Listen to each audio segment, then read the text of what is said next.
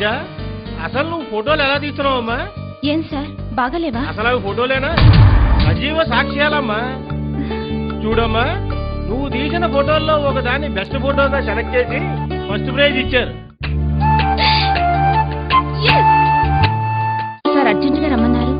Congrats అమ్మా, మీ team success కి రహస్యం తెలుసుకుందామని.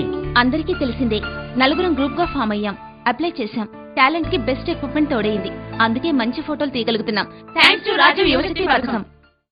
రాజీవ్ యువశక్తి, యువతకు నవశక్తి.